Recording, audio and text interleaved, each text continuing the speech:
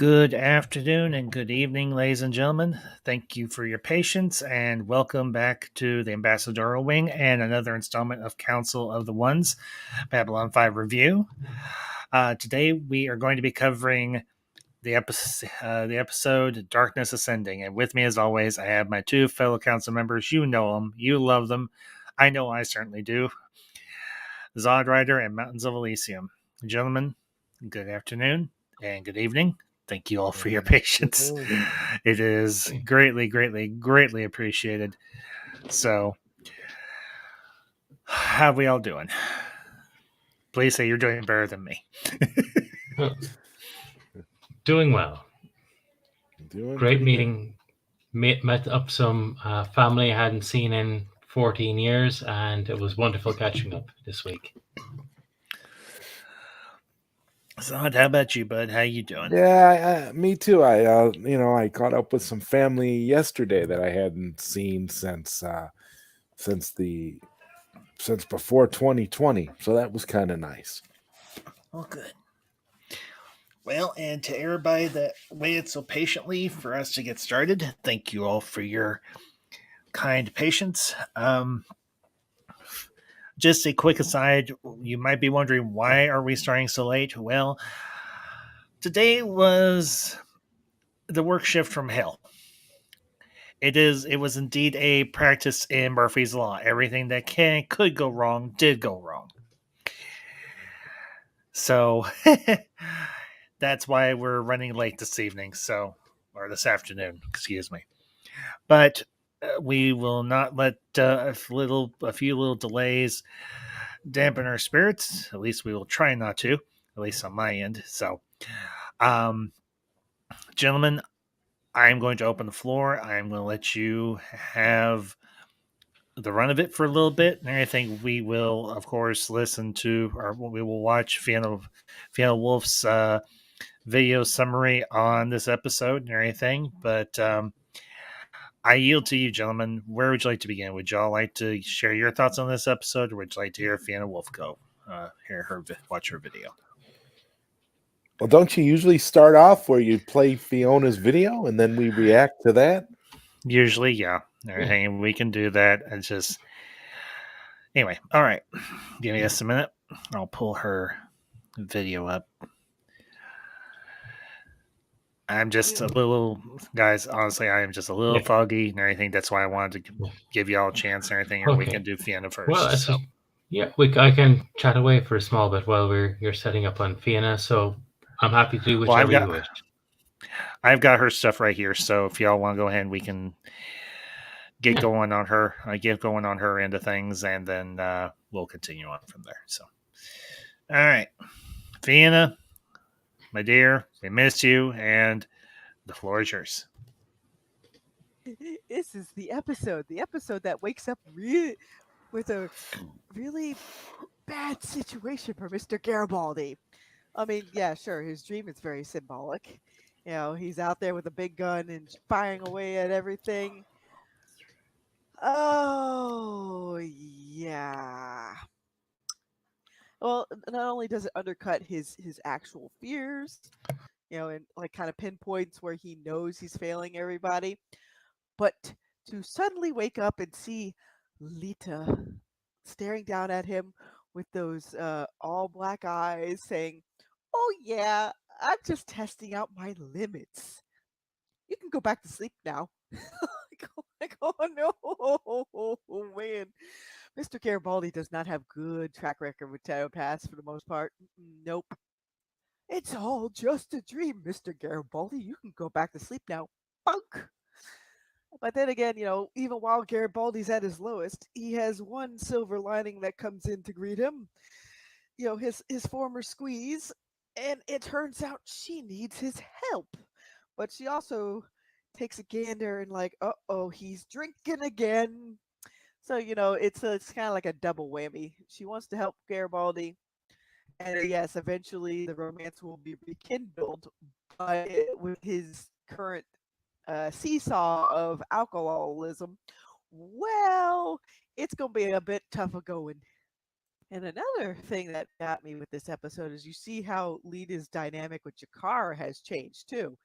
Because Lita does recall that proposition he made way back when at the beginning of the series. And she's like, maybe that can help me and my telepaths find, a permanent resting spot, or at least get some funds towards that. Because she's been trying to wrangle stuff out of merchants and everybody else, like, well, since you don't have to be on the books, you could do other things with us that the Psycor like wouldn't allow. But the Psycor has such a iron grip on a lot of dealings, at least for right now, that a lot of those merchants don't want to rock the boat, as it were. But as far as this episode goes, you really get to see how the Centauri are being isolated, not only because of what the Drakh are pulling, but what other government developments are basically reaching for. The Centauri are becoming an isolationist state. Of course, it didn't help the fact that, the shadows isolated them long before that, just in ways they didn't predict. So it makes you feel pretty bad for just the average Centauri citizen that just has no idea what kind of backroom dealings are about to come down on the whole entire planet, and also in the form of even with the newly birthed Interstellar Alliance, because again, they haven't even been around for the whole year yet, and one of the charter members is about to get its stuff pushed in, and it's not going to be pretty. In fact, even Jakar will make some remarks of like, "Oh boy," because Centauri, well, they're in their own way are going to get bombed back into the Stone Age as well. And at the head of that lancing part of that fleet later on, it's going to be the Drazi. Funny how that works, because the Drazi aren't exactly, shall we say, um, sparkling clean either. Oh boy.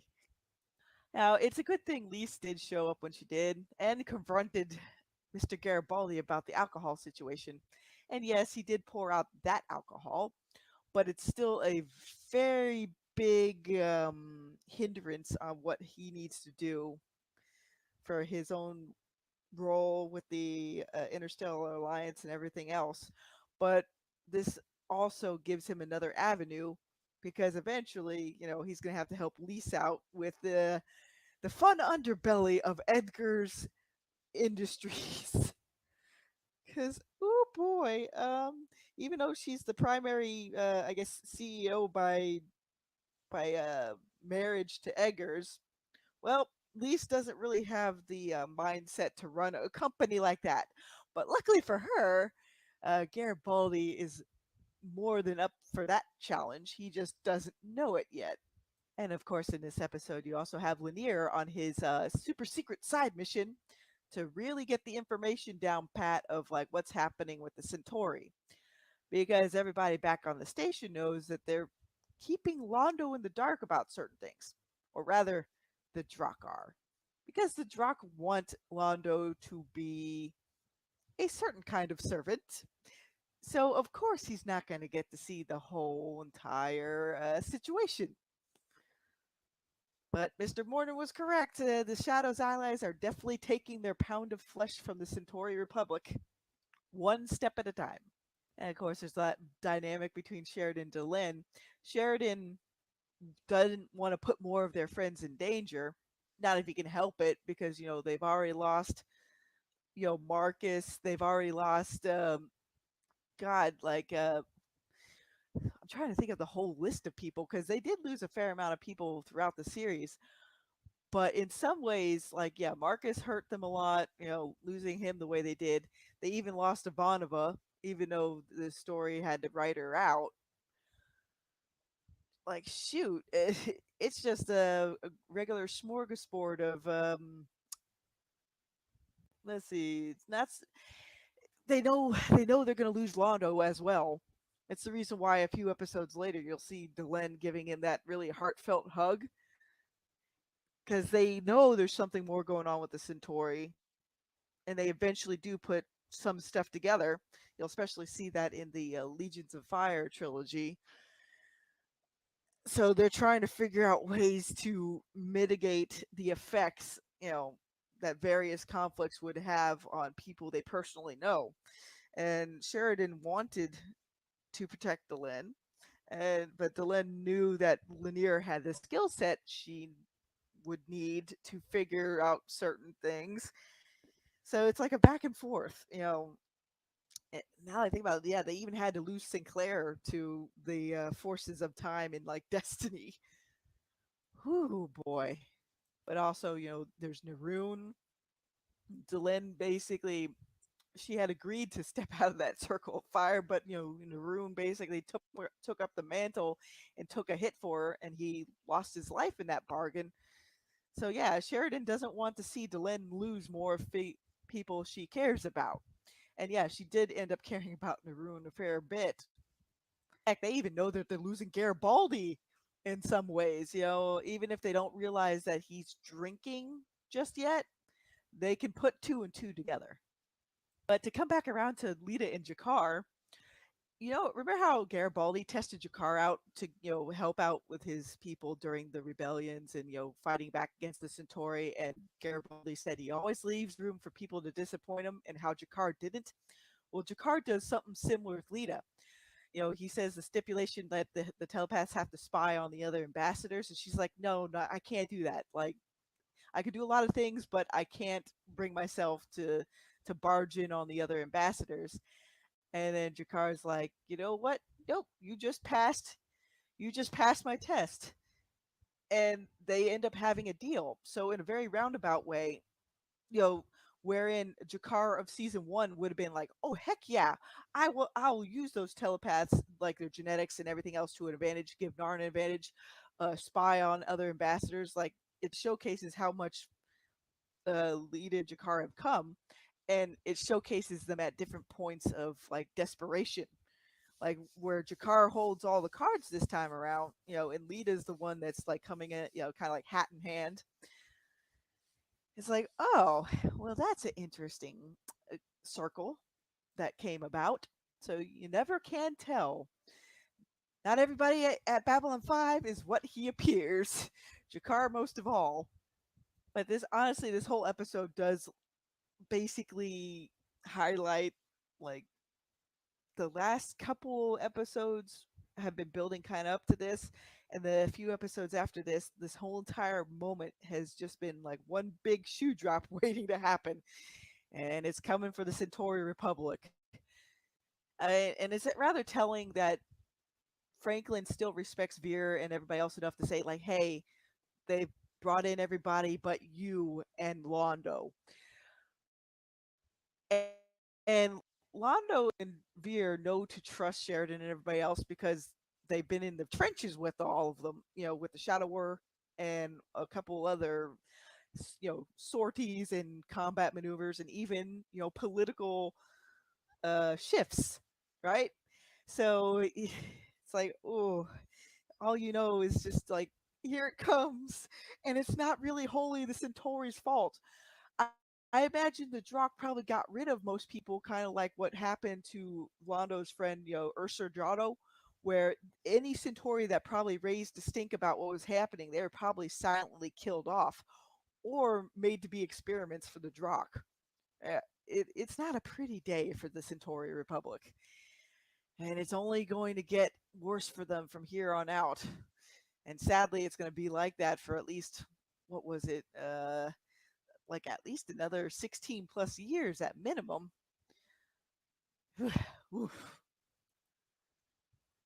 And yeah, just to add one more note, yeah, I forgot that I had to look back at the episode, but I forgot that this was the episode that Delenn does give Malari like a full on hug. And man, he looks so confused because Delenn's never been really that direct with him before, like in terms of overall affection. She's had respectful arguments with him, she's had personal differences that they've discussed, but she's never been to the point where she legitimately just, from one person to another, just gave him the biggest hug possible. Oh, when everybody knows where that shoe's going to drop, even Jakar. Uh, and poor Lando's just it's like, oh man. But the Drock want him ignorant, and I think that is the most terrifying aspect for one Londo Malari.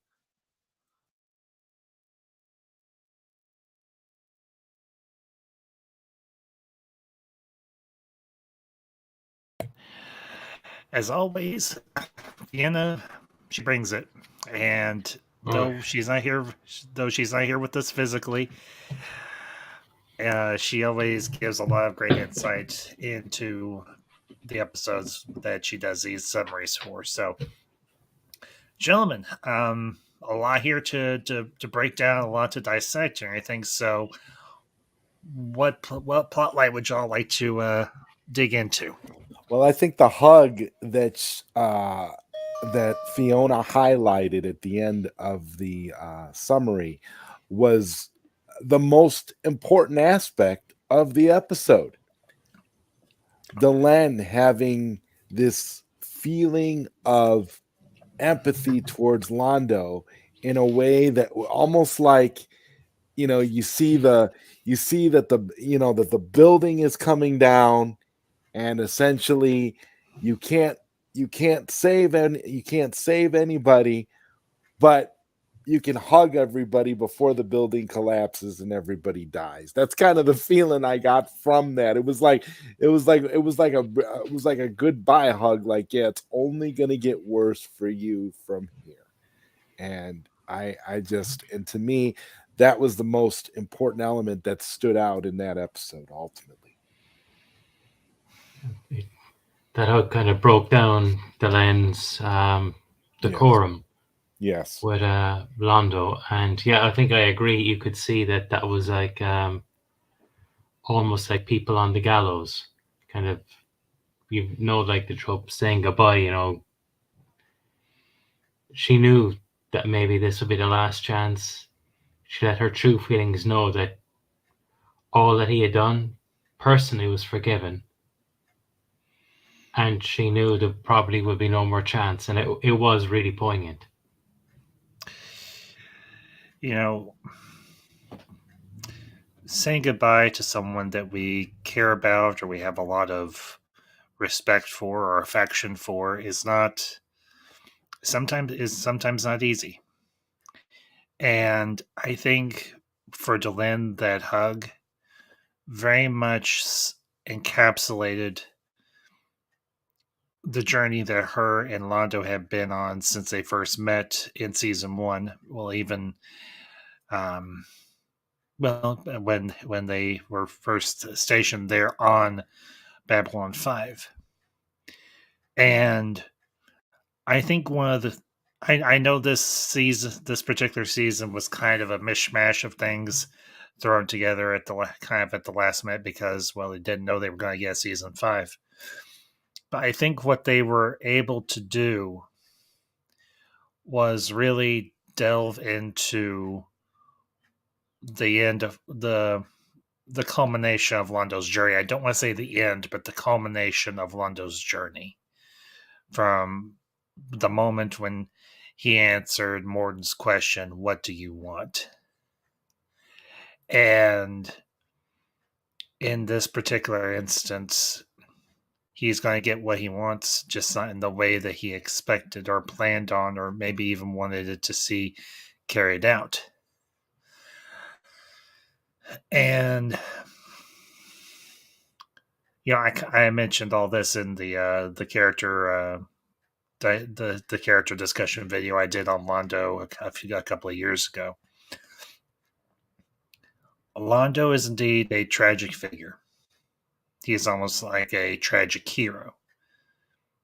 You could almost say he is the Babylon 5 equivalent of Anakin Skywalker. Yeah. In some ways, Londo wanted the best for the Centauri. As he said so poignantly in the movie in the beginning, everything I did, I did for Centauri Prime. And now look what I've done to her. In a lot of ways, in a couple episodes, we will see Londo being caged in a prison. Not much different from the prison that Anakin was ultimately imprisoned in. Though Londo's is less of a physical prison and more of a spiritual one, although you could say for Anakin, his prison was also a spiritual one as well. Londo loses everything that made him him. His joy, his carefree spirit, his humor, his zest for life, his nobility, everything. And for Delenn to hug him at that particular moment, for her to say, and he reacted the way he did, saying, "What did you do that for?" And she's like, "Because I feel like there may not be another chance to do so." And that is truly it's a sad thing to see. Because we all, even though Londo has at times done some things that we objected to most stringently, we know that also within him is the capacity to be a good and upright man. And it's like watching a curtain fall for the last time on a great actor or singer or whatever the case may be as they leave the stage, and we will never see their like again. For Londo, the curtain is falling, the shadow is being cast over him. And the Londo Mollari that we have known for the last several years, within the span of the run of Babylon 5, will be gone.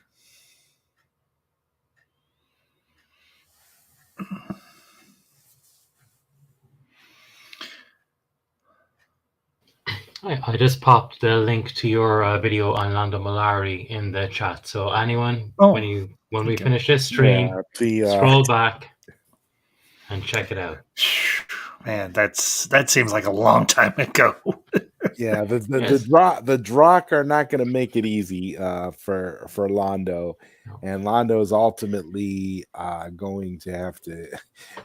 He's basically going to get his comeuppance from all of the gifts that he received from the shadows early on. So, yeah. Well, and on from one somewhat depressing situation to another, of course, we have Mr. Garibaldi dealing with his continued struggle with alcoholism. But he does get a bit of an olive branch. He gets a bit of a respite when Lise Hampton Eggers comes to the station to see him. And we know in a couple episodes she'll give him the option to go with him to Mars to take up co-leadership of Eggers Industries. But right now he's stuck in the bottle. And speaking as someone who's never had to deal with addiction, but seen others who I care about deal with it, it's not an easy thing because you want to do so much to try and help them, but at times they have to want to be helped.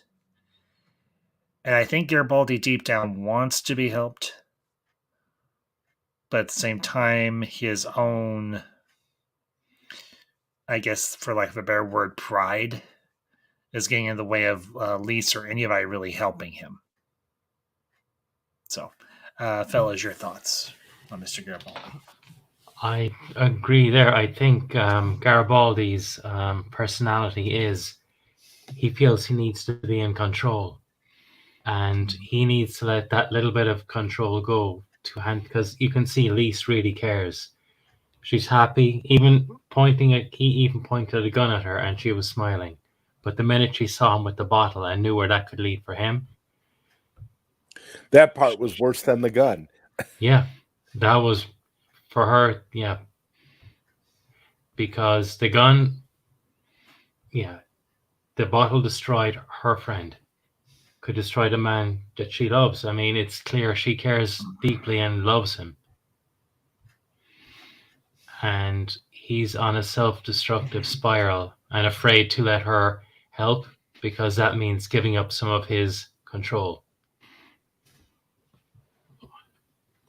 And I see where our man down. Sorry to see Koj is there. I hope you feel better soon, buddy. Yeah, Lord OJ, feel better soon, buddy. We'll say a prayer for you later. Everything all. Hello, lovely Sherry. Good to see you in the chat. Yeah, just about to shout you out. Lovely Sherry. Yeah, Sherry, good to see you as always. But that dream at the beginning, and the fact that we find out that it's actually Lita playing around in Mr. Garibaldi's head, and she's like, "I'm just seeing how far I can push myself." And then she's like, "You're not supposed to remember this, so you go to sleep and you remember that this was just a dream. It never happened." And she's able to pretty much erase his memory. Yeah, That's exactly. that's freaking scary. We've seen Lita do some pretty heavy stuff before, but this is getting kind of scary now. I'm not gonna lie. I've actually heard the theory that that was just Garibaldi dreaming. He doesn't like telepaths, and the reason why it was the theory that it was just him dreaming, it was her eyes were glowing white, where normally now when she's deep in, her eyes go black. So that it was Garibaldi's deep-seated fear of telepaths being out of control, of someone else controlling him. Now, that was a question I had in my notes. Was she really there or not? Was that really Lita, or was that his fears and his own imagination? I can agree with you on that. I think maybe it was his mind. That would make sense. It potentially could be. I'm. It's one of those things that's kind of ambiguous. So you could say from either direction that's the truth. It could be Garibaldi's brain playing with him or whatever, or it's his subconscious playing with him, or it could have potentially been Lita actually there in his apartment. I'm open to either idea, honestly. But sorry, Ambassador. Elysium, you're fine. Go ahead, bud. I know. I'm wondering, is it her kind of pushing like Kosh used to kind of project part of himself, split off part of himself? Again, it's kind of contradicting what I said earlier. Was that Lita trying to push that part of herself, see what she could do? Could she split off part of herself into the mind? Now that's probably pushing it a little. But she was altered by the Vorlons. And she has a nuclear weapon sized problem. Yeah, that we'll find out in the episode Wheel of Fire in a few weeks.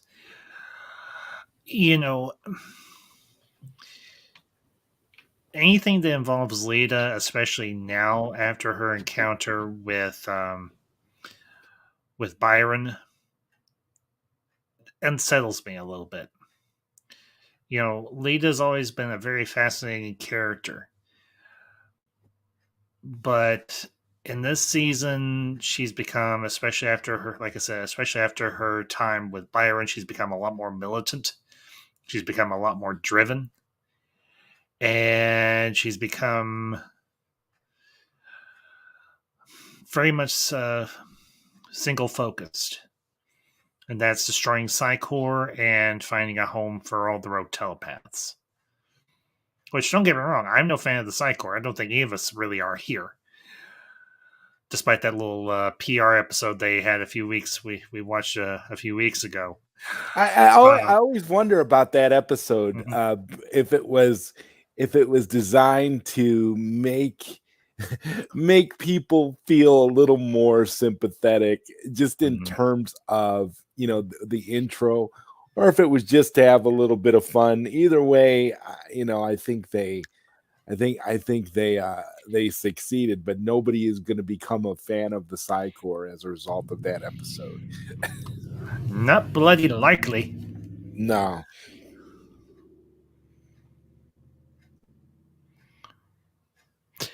Well, there's another part. Speaking of Lita, she goes to Jakar, and she's like, "I'm willing to work with you on that proposition that you had given us. We had talked about a few years ago." And I have to say, the one thing that she says before she leaves Jakar's quarters and his expression, she's like, "Oh, Ambassador Jakar, I come to recently discover I have no pleasure threshold." And I'm like, "Okay, did Lita just literally throw herself at Jakar?" And the reason I bring this up is Elysium was good enough to pop this into our private chat. This is from the Lurker's Guide. How would a human and a Narn mate? Anyway, well, as Jakar said in the pilot, there would have to be rather substantial genetic manipulation and adjustment to allow for different DNA structures to mix. After that, would require the usual dinner, flowers, and being, well, willing to sit through a chick flick.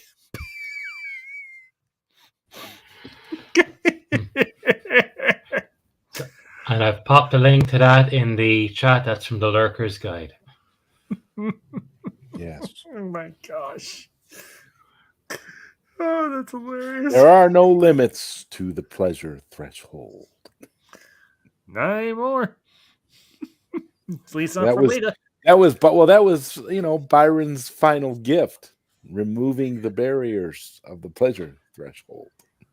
Actually, there's a little more on that very subject from the Lurker's Guide, and I'll pop it in the chat. Mm-hmm. There we go. Okay, It's, hang on. sorry. Let me pull it I'll up. shout out. Was Lita flirting with Jakar? I wouldn't say that she had any sexual interest in Jakar.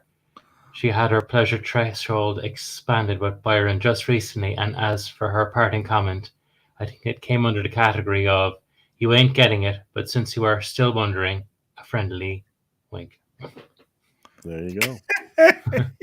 or another thing is, maybe she's not necessarily flirting with Jakar, but she's not opposed to the idea of maybe using Jakar as a plaything in bed, since her pleasure threshold has been removed. So yeah. Well, and here's the thing: in a couple of weeks too, we'll be discussing with the episode Wheel of Fire. Jakar and Lita will be going off on their own little adventure to get Jakar out of the line of sight of his people, because his people have gone a little bit cultish in their perception of Jakar. And he's like, "I gotta get out of here. These people are gonna drive me up a tree." And I can't say I necessarily blame him. So, and a quick shout out to the chat. Price is Right reviews. Good to see you, buddy. Appreciate you popping in. So, but as always, and I know we've discussed this in the past on these during these reviews. The concept of sex is something that is oftentimes played with very jovially on Babylon 5. Yes. And you really have to wonder, did Jakar and Lita pass the gravy? Did they go heels to Jesus?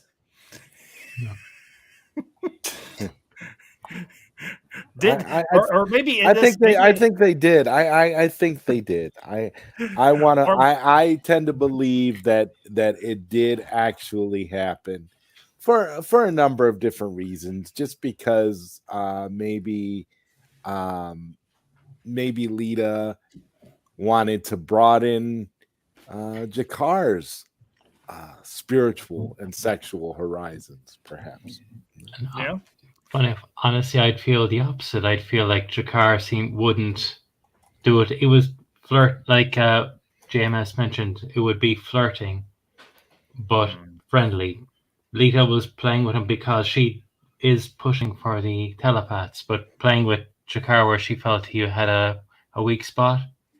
But we see later on that Jakar is more interested in saving Lita. So almost from the way the Narn went from militant to spiritual, Lita almost took up their militance within herself. And I think Jakar is trying to all balance her as well to reel her back from the destructive spiral he could see her on. So I don't think Jakar would have taken advantage of it. I honestly think he is a much more noble person than that. True, but at the same time, you saw the expression on his face right after she Well, made that comment. I I know think he going probably. back, yes, hot pink is definitely his color. But if you remember that reference. Vaguely, yes. That's from like when Mr. Jakar was kind of a horn dog. Yes, that's when Garibaldi was searching his apartment. It was, I think, in season 1. I think. Yeah, it might have been season 1. So, and I do have Koj's comment up here. I think Lita was being funny and wanted to flex on him as a friend, though. Spiro Shikar cares more about her as a person at this time. Yeah, I think you're right, but still. Let's see. Shikar's memories of old habits. That was the expression. That's what the expression was for? Yeah, that's a very distinct possibility because obviously Mr. Why do they keep calling him Mr. Jakar? He has kind of evolved beyond the needs of the flesh. Let's put it that way. He's not running around trying to convert everybody to the Book of Jaquan by means of sexual manipulation.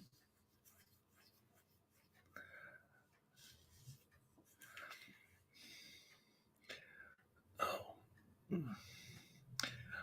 Well, what else? I know there is a couple more things in this episode, but guys, what else in this episode did you want to discuss? I would say was it Lennier. I don't know. It was his mission to where he put himself in such severe danger for Delenn. Was it for Delenn? That was one of my theories, but I think he would have done that anyway. Had Sheridan asked him, "We need to find that information," he would have done exactly the same thing. Yeah, you're probably right.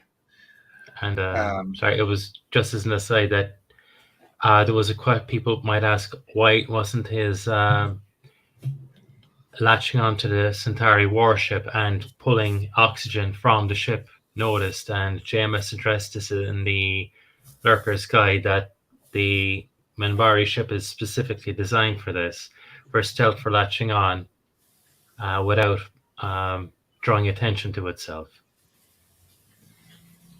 That would make sense considering the advanced nature of Minbari technology, and more than likely, go ahead, Lisa.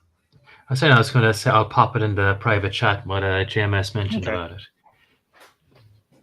So, and greetings to the chat, DJ Ronnie G. Good to see you, bud. Appreciate you popping in this afternoon or this evening, depending on what time zone you're in. Lennier is, if anything, dogged. Once he gets tasked with an assignment, he is going to see to it to the very end if he has to. And I think for all of us, it's nice to have a person like Lennier in our corner because we know we don't walk into a situation alone. So, and I will bring up Elysium's comment here, or rather, the from the Workers' Guide. Wouldn't the Centauri have noticed air escaping? The amount of oxygen taken would have been very minimal, given the size of Lennier's ship, little more than coffin size, and the volume would be replaced by the carbon dioxide from Lennier's ship. The hole would have been self-sealed by the Minbari fighter, which was designed to do this sort of thing in order to sneak past enemy lines. Because you have to remember the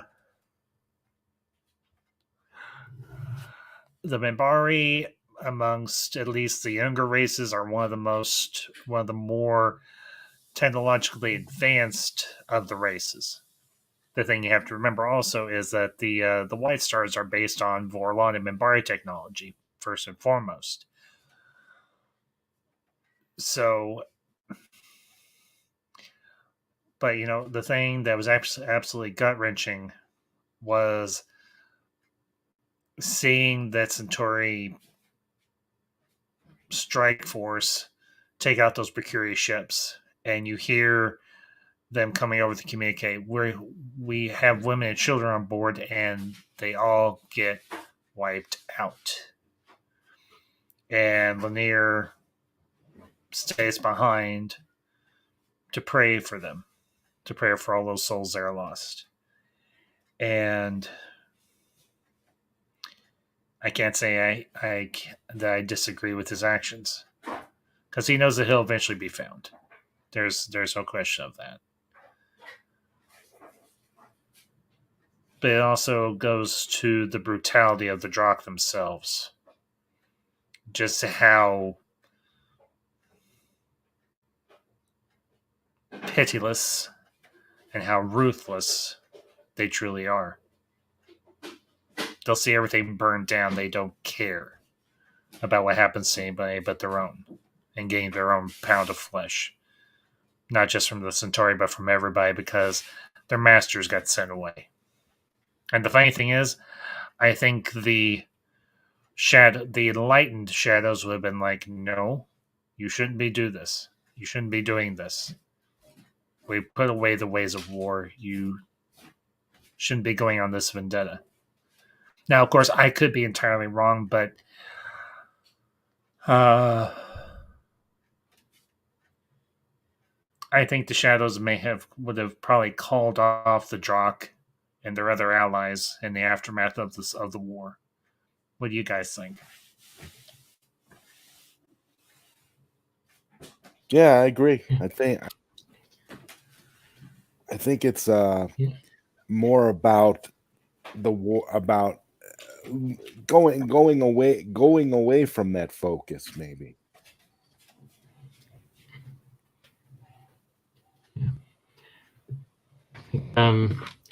In some ways, I think in a few episodes, Franklin mentions that the powerful weapons have been left behind for people who don't know how to use them, don't know how to build them, don't know how to, but are willing to use them. Sorry, that's the thing. It's that they don't have the responsibility or maturity to have such power, but they're more than willing to use that terrible power. And they follow a more virulent strain of shadow mentality. Yeah.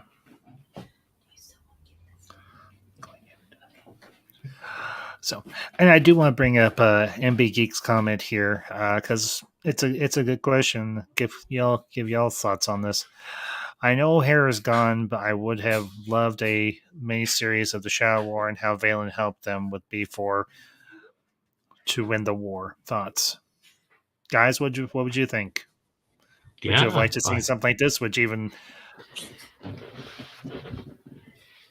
Yeah, that would be that definitely would be something to see. And that would make for that would actually be for a good fan fiction. Yeah. A Lost Tales movie. a very Lost Tales movie.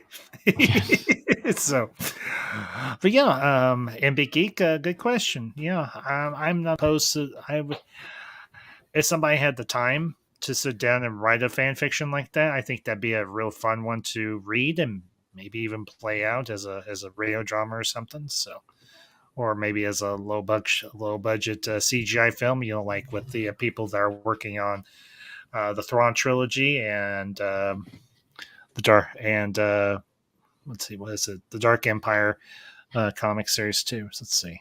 I'll bring up your copy. Both here. of those projects are fantastic, by the way. They are. They really are. So, the air pressure would drop though because Boyd's law, but because the Minbari fighter is so small compared to the Centauri, it would almost be impossible to measure. Yeah, that's the case. Bureau 31. So, okay, hang on. Let's see. Let's see. What have you got for us, Ronnie? It's initially easy to assume the shadows would be evil, but if they were around, they would probably have secured their tech. Yeah, probably. They wouldn't have been as willy-nilly and leaving it behind, but they were. Everybody was like, oh, well, it's time to go, and everybody just poof, up and left. So, go ahead, Lisa. No, actually, so I'll take a note there. We'll do DJ Ronnie, because I mean, the guys in chat, you're just as part of this as we are, so we'll cover Ronnie's things, and I'll take a note for what I was going to say. Okay. Still kind of inconsiderate of them and the Vorlons not to say, oh, by the way, maybe we should anticipate what could go wrong. Yeah, Ronnie, I have to agree and everything that when he said it always bothered me a bit. I'm inclined to agree with you, bud, because for beings that have existed for millennia, and for them to have allies, they would probably think, if we ever decide to leave, perhaps we should secure all our tech, or at least tell our allies, hey, once we're gone, you're to not bother the other races because we're not carrying a grudge. But instead, they all just up and leave and just go like, okay, we'll see you guys later. Bye. And they leave a bunch of loose ends that end up causing a whole lot of trouble. I wonder, is that in keeping with their mentality? I know they destroyed Zahadum, but scattering, they had a mentality of sowing progress through chaos.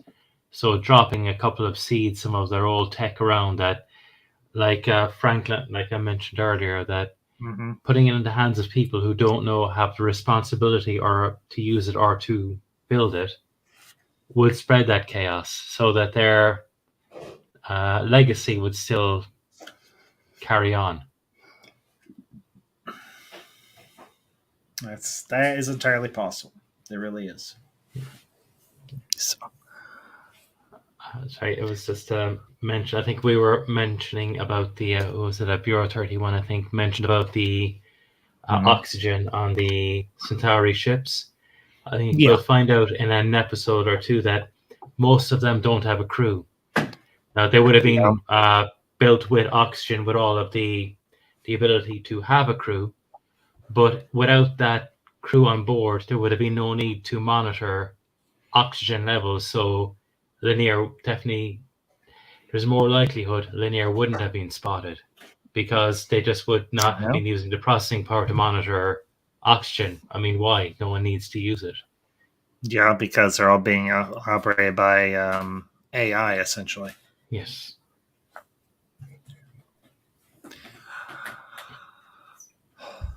But, it's... Sheridan said it perfectly at the end of season 4, I believe it is, or towards the end of season 4. When he made the comment, we'll be done with the legacy of the Shadow War for many years to come. Now, this is that exact payoff and everything from that. The war with the Drakh, the fall of the Centauri, Londo's fall itself. as the episode says, it's all darkness ascending and light falling. And it's something that you hate to see. Because they fought so hard to get to where they are, and it's all just coming apart. A little bit at a time or a lot at a time. Yeah, and I'll mention this here and everything, but of course I'll bring it up when we discuss it a little more in depth. But there's that very powerful take, everything or a scene. I think it's actually in next week's episode when Sheridan and Delenn are with the council, and they're just pestering him for them to go after the Centauri. He gets very volatile, very heated, and I can't say necessarily blame him. He's like, "We offered you compromise. Y'all didn't want compromise. We offered you peace. You didn't want peace. All you want war? Well, guess what? You're going to get a damn war." The alliance was supposed to be about cooperation. It was supposed to be about living peacefully amongst one another and trying to work out your differences without going to war. But the damn, I'm just going to say it. I'm going to call it how I see it. In this instance, I'm going to be a little harsh.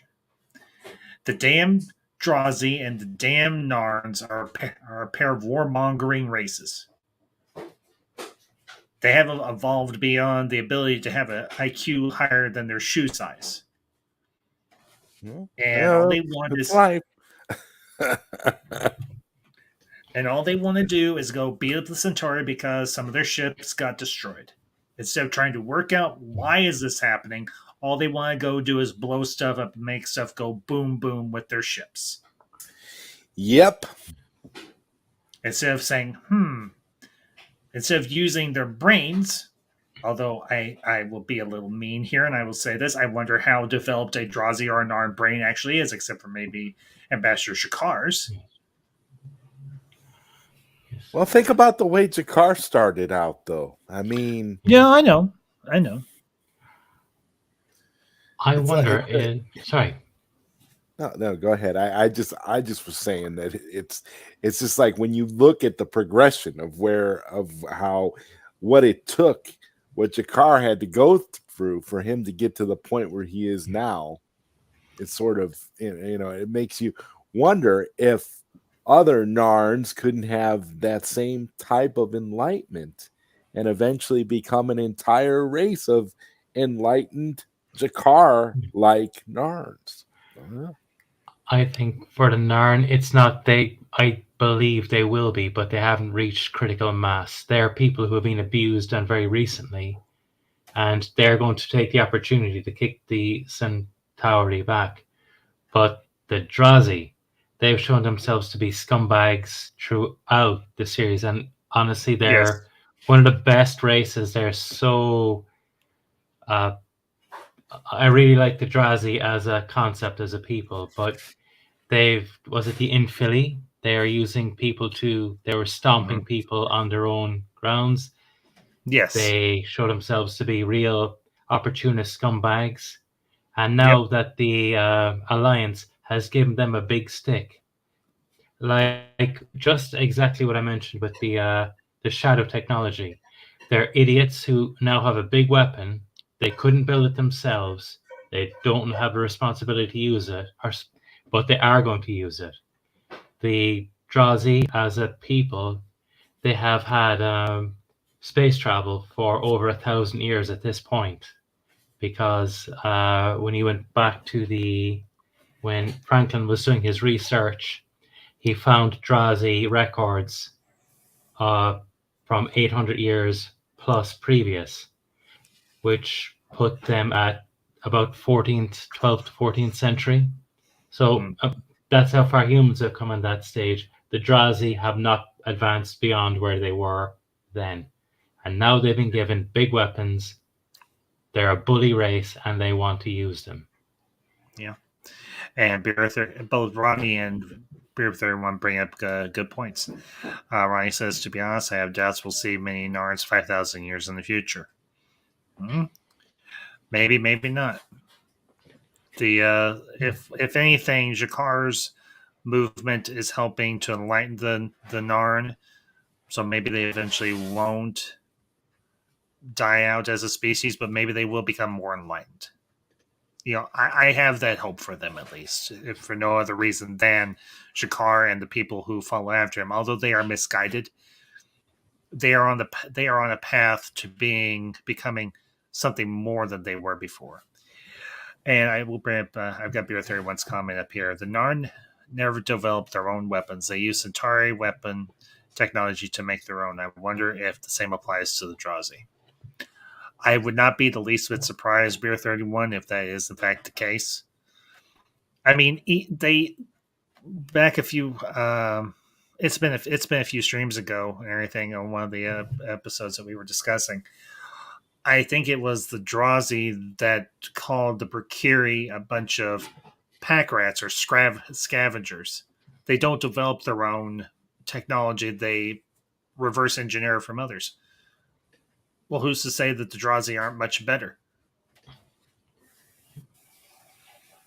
So, and I will bring up Kojay's comment. Sound very xenophobic, Ambassador. Not intentionally, believe me. You could really clip out some of the stuff. You could just clip it out of context and listen to the way that we're on this panel talking about Drazi and Narn as though, a bunch of xenophobes. I know. Believe me, I am by no means xenophobic to any extent whatsoever. It's just I have a very low tolerance for the unevolved and the unenlightened. Let me just put it that way. Kojay says Sheridan's speech was fire. It was more than fire. It was hellfire. It was hellfire brimming with brimstone and a little bit of napalm, I think, even. Unfortunately, species are still imitated on power. The power of a White Star fleet may have encouraged that immaturity. Gotcha. War answers problems Drazi and Narn people have. No, war doesn't necessarily solve problems. It just creates bigger ones, which we are currently seeing in real life, but I won't go into any further. I won't say anything further on that. So, because I try to keep this channel apolitical as much as possible. Yes. So, well, fellas, any other comments, any other thoughts that y'all want to share before we start to wrap up? Just one thing. The minister, was it? I'm just looking at the thing. Was it Collini? Collini, yeah. Mm-hmm. That he played Londo like a fiddle when he was just saying, yeah. But of course, Sheridan, we know Sheridan would never lie, but are all of the members of the Alliance? We know Veer wouldn't lie. That he had an answer for everything Londo had, and Londo was very suspicious. He caught it straight away. There was problems coming, and when Veer told him, all your engagements have been cancelled. So Londo knew something was up, but Collini just twisted all of Londo's valid points back, that the Interstellar Alliance would not fabricate a war against them. And I'm wondering, is that because Collini is in with the Regent and in with the Drak, or just because he wanted a war, or that he really believed what he was saying, because the Drak have really played the situation brilliantly from their point of view. That's entirely possible. And if it is, it just goes to show how quickly the Centauri government can be corrupted. Of course, it can be corrupted by its own people. Look at their last emperor, for Pete's sake. Just saying. So, well, anyways, folks, I think we are going to wrap up for this afternoon, but I do want to thank you all for tuning in today. Again, I do apologize for the late start, but these things happen when you work. Couldn't be helped. But we will be back next week. Lord willing, at the proper time at 3:30 Central Time with another installment of Council of the Ones, we will be reviewing And All My Dreams Torn Asunder. So, hope to see you all for that, of course. And if you catch us on the replay, make sure you leave your comments down below with anything me and the council discussed or anything we might have potentially missed. So, I am planning, I am going to be going live tomorrow evening at 7:30 Central Time with my series review for Moon Knight, which just wrapped up earlier this week. I will say this very briefly. I really enjoyed the finale, and I did enjoy the series as a whole. Also, planning on doing a review next weekend with Madam Ambassador and a panel of others, whoever wants to join us, for Doctor Strange and Multiverse of Madness, which opened up actually yesterday. So be on the lookout for that as well. And got some other things in the works as well. So I'll be sharing those out on social media as things get moving along. But as always, folks, thank you all for tuning in. Appreciate it greatly. You all have a great evening, a great weekend. I will see you all tomorrow night, and we will see you all next week. And until next week, this is the Council One saying, in 3, 2, 1. Zooty, Zooty, zoot, zoot, zoot, zoot, zoot. Zooty.